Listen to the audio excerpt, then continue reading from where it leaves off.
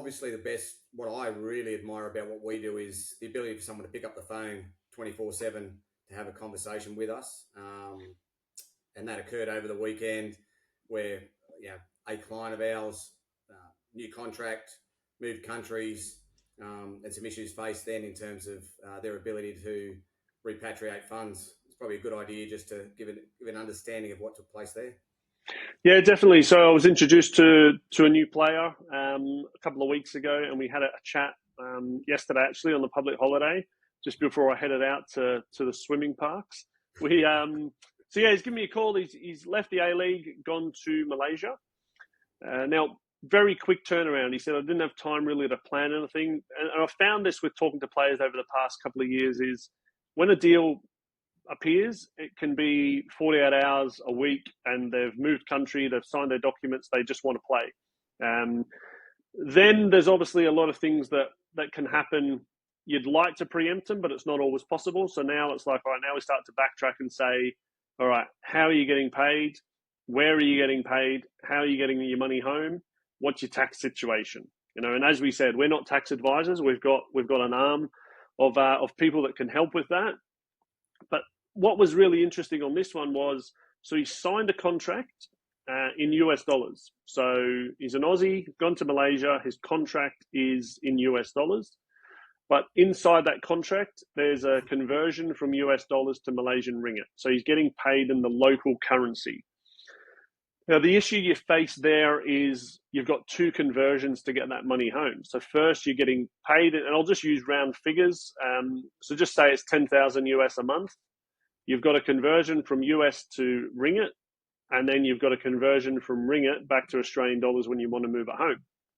So you're losing out twice on a potential exchange rate. So that's your first issue there.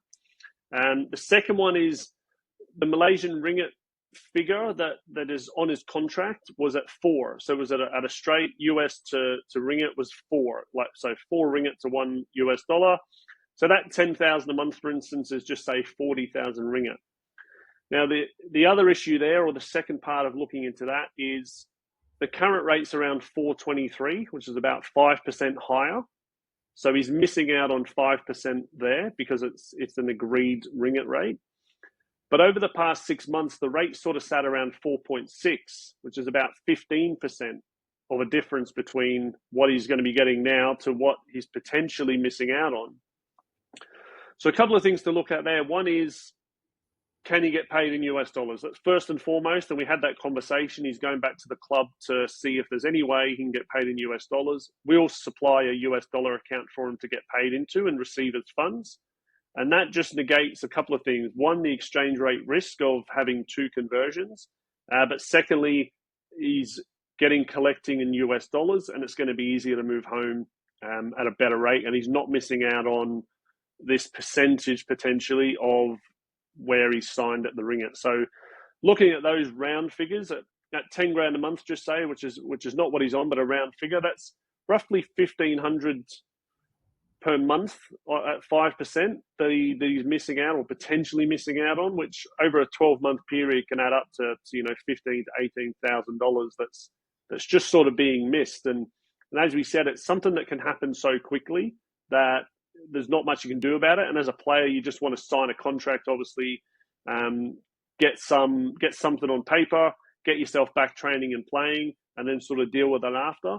But it just shows we're having a bit of a currency management plan and preempting it and having that education piece around that we always talk about is if you can, before you sign anything, is give us a quick call and just say, look, this is what I'm looking at. What do you think? And we'd be happy to just give some friendly advice. No, I think that's right. We've made it clear that we're not player agents, but we can certainly be a value add to agents. We know in the football world, contracts do happen very quickly. People move. But our vision is to be that trusted voice across all sports that can give them, a currency management plan, and it can be done very quickly.